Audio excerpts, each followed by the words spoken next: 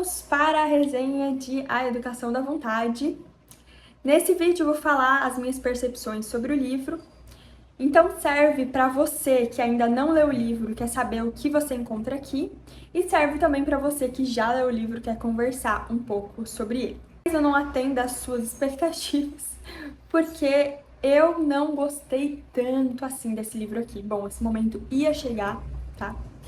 Esse momento ia chegar, o momento de que eu fiz uma leitura aí que eu não gostei tanto, mas eu persisti nela até o final, então eu terminei o livro. Acontece que, logo antes de eu iniciar, eu já recebi pessoas bem influentes, assim, pra mim, meu professor de filosofia, uma amiga bem próxima, que falaram que livro é legalzinho, sabe? Eles não me deram aquele feedback de tipo, nossa, esse livro é muito legal, vai. Tipo, foi assim, não é muito bom, não é tão legal, tal. E aí eu já fui com essa ideia na leitura, né? Não gosto disso, mas aí eu decidi deixar de lado essas pessoas, porque são pessoas que eu gosto das ideias, enfim, que são pessoas próximas a mim. Então a gente leva em consideração o comentário, né? Não foi uma pessoa aleatória. Mas eu fui. Eu fui porque eu tinha colocado na minha lista, eu já tinha começado a ler um pouquinho, e aí eu fui até o final. E assim, eu me surpreendi, porque tem pontos bem interessantes, sim, aqui nesse livro. A gente tem frases bem legais e bem marcantes e que, tipo, valem por toda a leitura. Eu gosto muito disso, tipo, ideias que são, tipo, uma frase, mas que aquela frase toca, assim, na tua alma, no teu âmago. A gente vai encontrar aqui, tá? A Educação da Vontade, então, foi escrito por Jules Payot. Ele é um francês, então a gente pode ver como que é a pronúncia. Eu vi também uma grande semelhança com A Vida Intelectual do Sertin Langes, Padre Sertin Langes, que também é um livro muito recomendado. E juntamente com esse também ele é bem recomendado, assim, por exemplo, Guilherme Freire, professores de filosofia, professor Vitor Salles. O Olavo de Carvalho fez também o prefácio, né, de A Vida Intelectual. Então são livros muito bons para quem quer levar essa vida intelectual de leitura, de estudo, porque eles trazem esse panorama geral e várias orientações, assim como se fosse ali um professor, um professor que já é um amigo e vai te dar ali alguns conselhos para você seguir essa vida intelectual.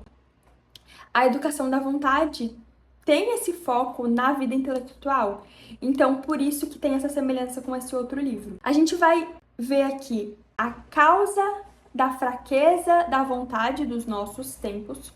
O livro foi escrito em 1893. A causa da fraqueza da vontade dos nossos tempos.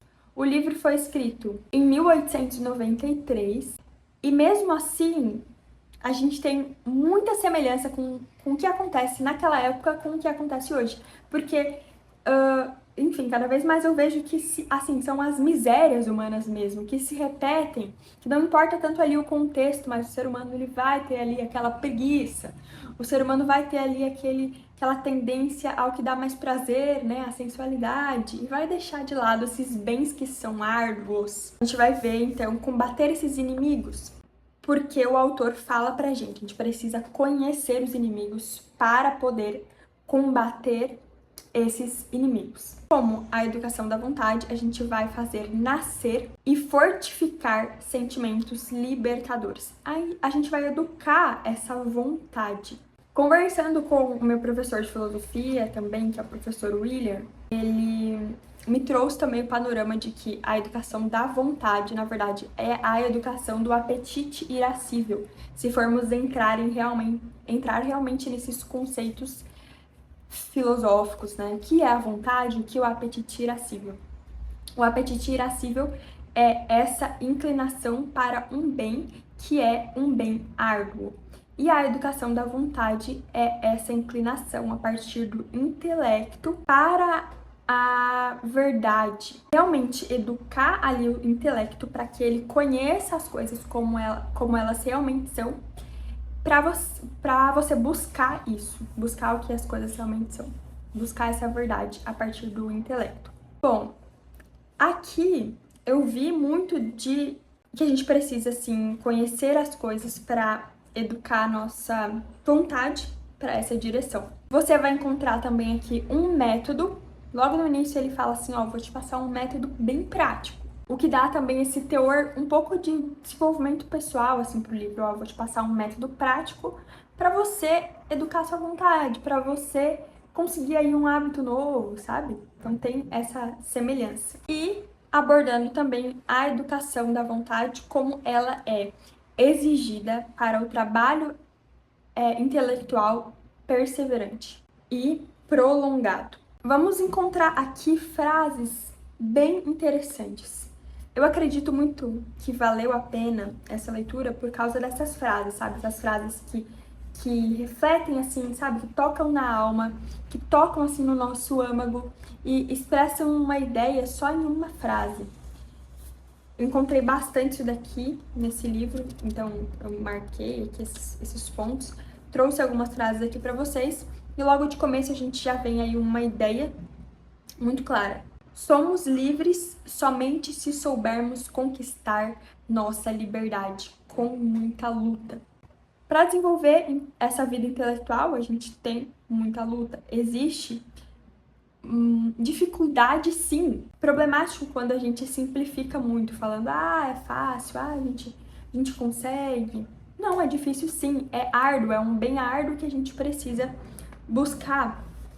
E precisamos desse esforço mesmo contra a nossa vontade, contra as nossas paixões. O Jules Payot, ele é pedagogo e acadêmico francês. Essa obra foi traduzida em 32 línguas. O autor, ele escreve sobre filosofia, sobre moral, sobre educação. Ele não é católico, mas é um admirador da fé católica.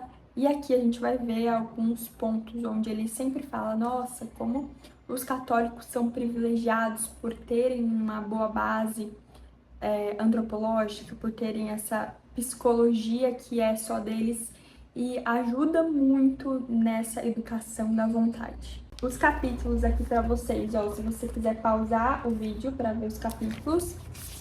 A gente começa falando sobre o mal a combater. A gente tem que combater a fraqueza de vontade, a preguiça universal, essa vontade de pensar no mínimo, o enfraquecimento da inteligência, a frouxidão da alma. São pontos que a gente tem que lutar contra, que são tendências, que vão vir, que vão aparecer, a gente tem que desenvolver mecanismos para lutar contra. Aquele básico bem feito é você cuidar da sua saúde, você combater ali os seus vícios, você realmente se esforçar. Tem uma frase que eu gosto muito de lembrar, que é do Dr. Saulo Barbosa, se poupar é se perder. Então não se poupe, sabe? Quanto menos você se poupar, mais você vai avançar. Às vezes você tá se poupando muito, você acaba se perdendo. Então se poupar é se perder, passar por cima mesmo dessa fraqueza de vontade, dessa preguiça também intelectual de pensar o mínimo, enfraquecimento da inteligência, uma alma frouxa. Então, se esforça, sabe, para fazer. Cuida da sua saúde. Ele fala aqui também sobre alimentação, sobre exercício físico e sobre essa necessidade de você ter paciência com o processo, de ter essa constância, de ter esse longo prazo. E o objetivo a atingir, que a gente vê aqui, é conseguir fazer esforços de atenção intensos e perseverantes, repetição diária, corajosamente assumida, orientadas para um mesmo objetivo. Tenha um objetivo. Todos os dias se lembre desse objetivo. Todos os dias trabalhe de forma focada nesse objetivo, com perseverança, com repetição. Aceite esse tédio aí da repetição e faça todos os dias o que tem que ser feito. Esse é o objetivo. O objetivo é fazer esforços de atenção intensos e perseverantes. É você ter foco, é você desenvolver essa capacidade de ficar ali estudando por um longo período, lendo por um longo período. E aqui a gente vê vários pontos sobre a meditação. Como é que ele chama? Ele chama de reflexão meditativa.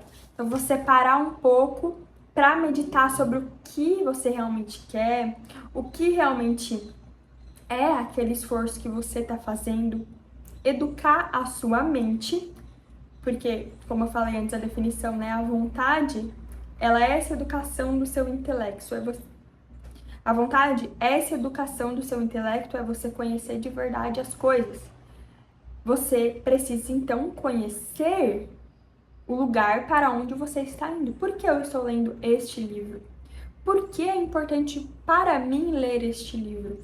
Por que eu quero desenvolver uma vida intelectual e por que é importante para mim desenvolver uma vida intelectual? Fazer essa meditação sobre esses conceitos, sobre o que de fato são as coisas e usar a favor os seus sentimentos, porque o sentimento ele prevalece muitas vezes. Então vamos usar isso a nosso favor.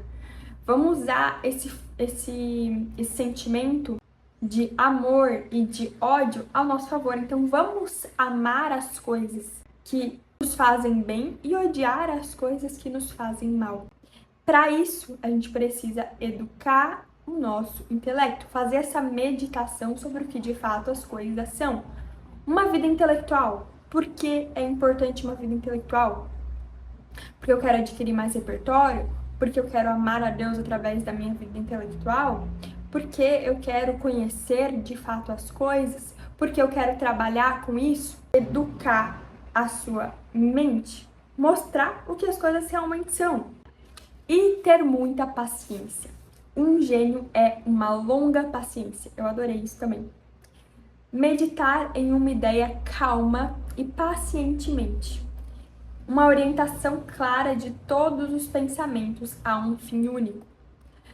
Isso que eu falei para você, então, você tem que meditar e amadurecer as suas ideias e esse bem árduo que você está buscando.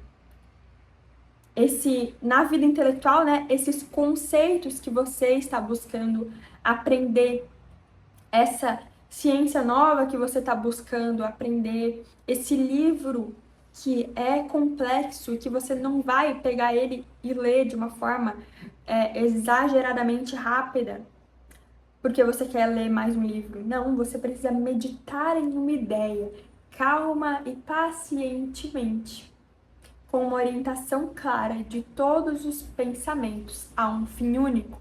Qual é o seu fim único? Amar a Deus e conhecer a Deus.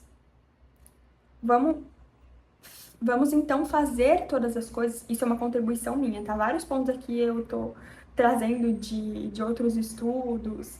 Mas enfim, para complementar mesmo essa educação da vontade. Uma ideia muito importante e central é que o caráter, ele não é imutável.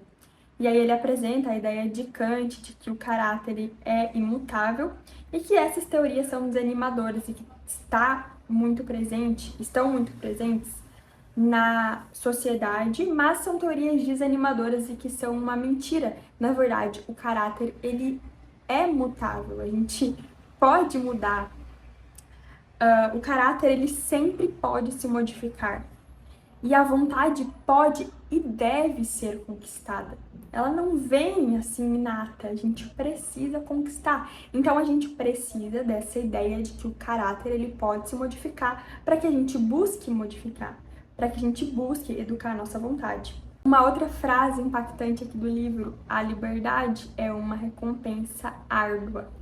Ótimo também. Ninguém mais do que nós está convencido da ideia de que os homens que têm domínio sobre si mesmos são raros, de que a liberdade é uma recompensa de esforços prolongados que poucas pessoas têm a coragem de tentar.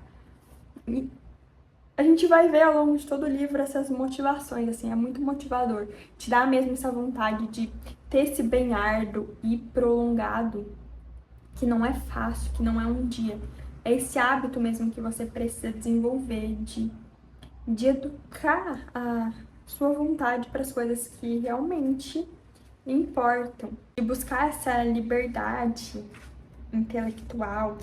O avarento chega a sacrificar sua saúde e seus prazeres até sua honestidade ao dinheiro.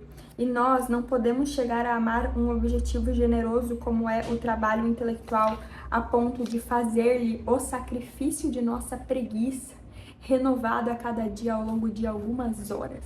Tocou fundo, né? Aqui sobre aproveitar os sentimentos favoráveis, que foi o que eu falei anteriormente. Tomemos depressa a pena na mão, ou mais simplesmente, se experimentamos esse sentimento de pleno vigor físico e intelectual que torna agradável o trabalho, vamos depressa a ele. É ficar atento aos seus sentimentos, a essas suas paixões ali, desse amor e desse ódio. Se você tá sentindo ali esse amor à vida intelectual, então vai nele. Alimenta esse sentimento aí de amor pela vida intelectual, porque é algo bom.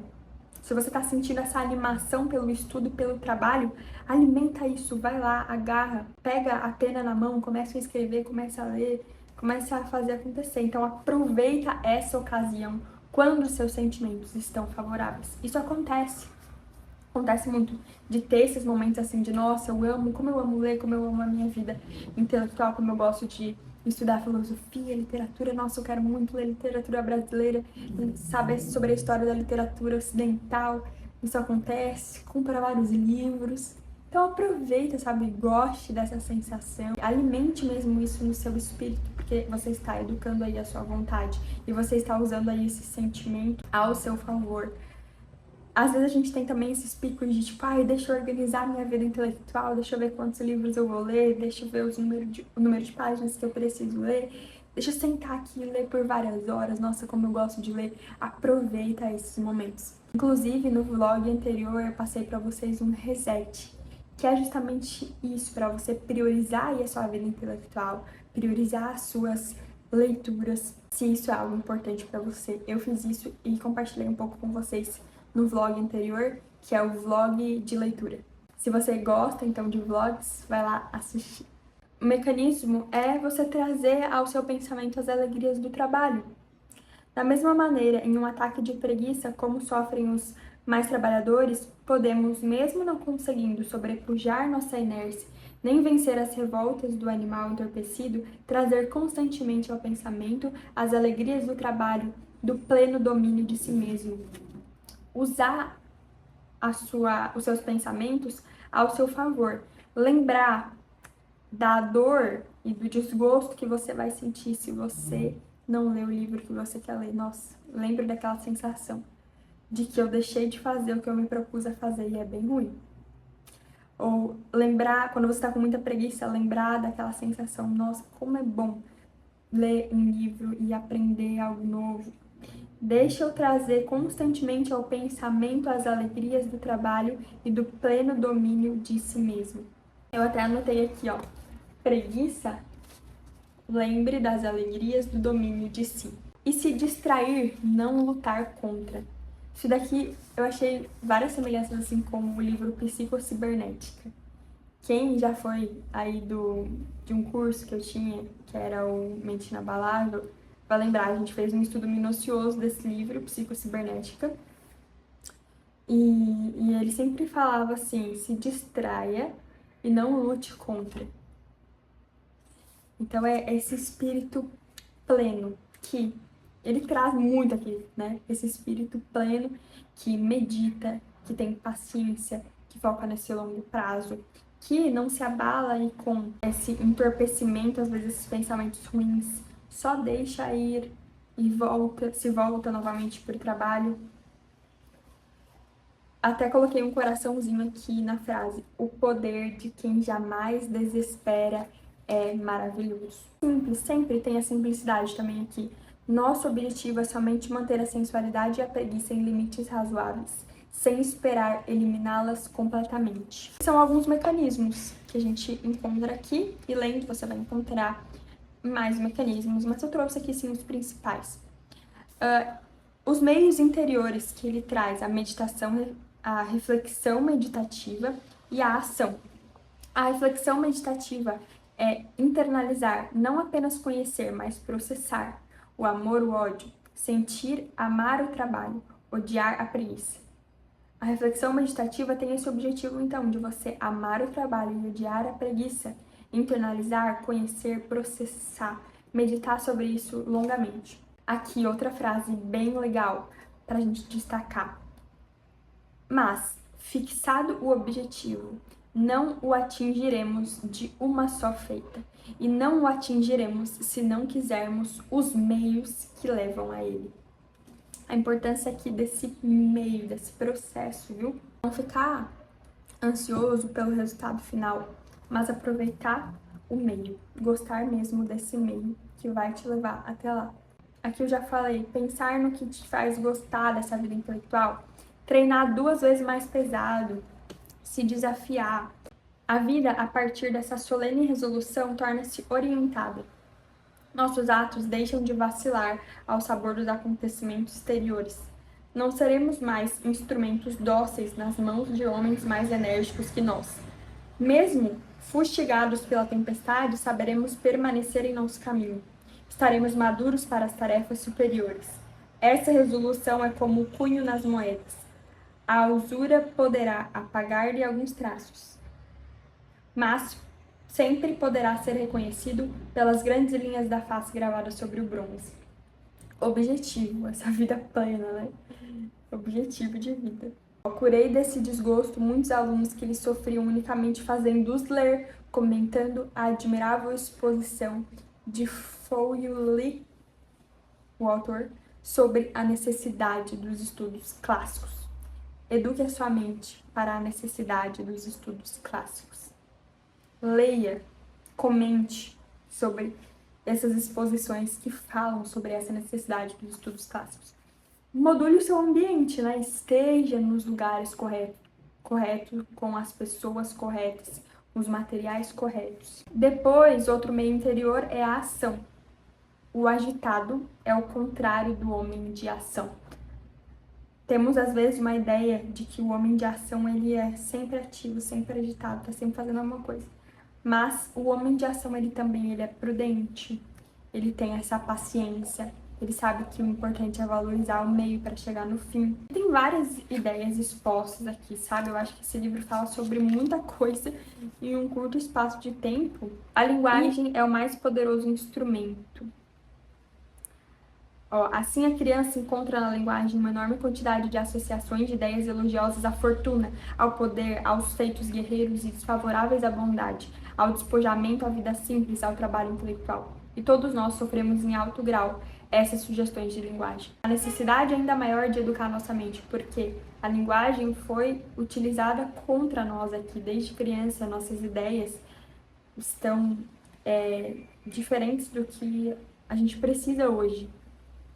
Por exemplo, quando alguém pronuncia a palavra grandeza, na imensa maioria das vezes ela evoca em nós as ideias de poder, de aparato, em vez de nos fazer pensar na grandeza moral. Isso é muito real, muito real. Todos os erros acumulados na educação, pelo exemplo, pela linguagem, pelo meio, favorecidos pelas inclinações, formam no espírito como que uma densa névoa que deforma a visão das coisas. Gente, isso aqui é verdade, tá? E principalmente para quem quer ter filho, assim, ia ser um despertar, assim, ó. A gente tem essa distorção da forma das coisas. Então eu vou educar o meu filho para que diminua esse impacto, sabe, na vida dele. Para dissipar essa névoa, só há um meio: refugiar-se frequentemente na solidão meditativa. Substituir em si as sugestões medíocres do ambiente pelas sugestões de um grande espírito e deixar que na tranquilidade essas sugestões benfazejas penetrem até o fundo da alma. Essa parte é muito boa também. Aqui, ó. Na página 111. Raras na vida as ocasiões de realizar ações estrondosas. Que mania a gente tem de ficar esperando algo muito grande, de querer fazer algo muito grande e muito perfeito. Olha só, raras são na vida as ocasiões de realizar ações estrondosas. Também a vida dos maiores sábios é feita de longas séries de pacientes esforços. Agir é, portanto, realizar milhares de pequenas ações. Gostei muito dessa frase também. Os pequenos sacrifícios que são às vezes os mais mortificantes e os mais extenuantes. Os ganhos modestos, mas seguros. Os atos fáceis mais repetidos e que se tornam hábitos insensíveis. Basta pouco a cada dia, se a cada dia realizamos esse pouco. Esse aqui é o máximo também. Vamos praticar, né? Precisamos ser ativos, sempre e em todo lugar. Começar algo e terminar. Tem uma regra para o trabalho, que eu coloquei até na bio do meu Instagram, porque eu escutei o padre Paulo Ricardo falando, e na mesma semana eu li nesse livro. Então eu tive que pegar, que é age quod ages, que significa fazer cada coisa no seu tempo, a fundo, sem pressa e sem agitação. Isso resume tudo assim. Façamos, portanto, cada coisa no momento que deve ser feita, e façamo-la de todo o coração, pois o trabalho realizado fielmente deixa o espírito contente. É totalmente o contrário do que a gente faz hoje. É totalmente o contrário dos estímulos que a gente recebe, por exemplo, nas redes sociais. A gente não faz nada de forma profunda. A gente vê um Reels e no próximo já tem um Reels diferente sobre um outro tema, não tem uma continuidade, não tem uma profundidade. Esse foi um dos motivos também pelo qual eu vim para o YouTube, para que a gente consiga desenvolver essa profundidade, com mais tempo, fazer as coisas com todo o coração e não só em 1 minuto e 30. Basta pouco para cada dia, se cada dia realizamos esse pouco. Também temos sobre o corpo, a alimentação, esforços físicos e intelectuais. Aqui também me despertou a necessidade de não me esforçar tanto no corpo, porque eu tenho que poupar também para o meu intelecto, se eu realmente quero ter uma vida intelectual, né?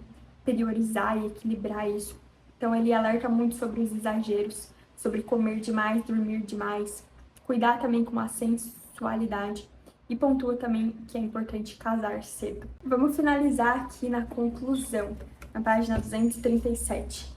Nossa finalidade depende da educação da vontade, pois a felicidade consiste em fazer com que as ideias e os sentimentos agradáveis deem tudo o que podem dar de alegria, e em impedir aos pensamentos e às emoções dolorosas o acesso à consciência, ou pelo menos em não deixá-los preponderar. A felicidade supõe, portanto, que sejamos em um alto grau senhores de nossa atenção, que é a vontade em seu grau mais eminente. Mas não é apenas nossa felicidade que depende do poder que adquirimos sobre nós mesmos, é também a alta cultura intelectual. O gênio é, antes de tudo, uma longa paciência. Os trabalhos científicos e literários que mais honram o espírito humano não são de forma alguma devidos à superioridade da inteligência, como geralmente se crê, mas à superioridade de uma vontade admiravelmente senhora de si mesma. A felicidade é uma virtude. A felicidade pressupõe a educação da sua vontade. E a cultura intelectual também. Ficamos por aqui. Se inscreve no canal, deixa aí o seu like, comenta aqui embaixo se você já leu esse livro, se você gostou, se você não gostou, as suas percepções. Beijo e até o próximo vídeo.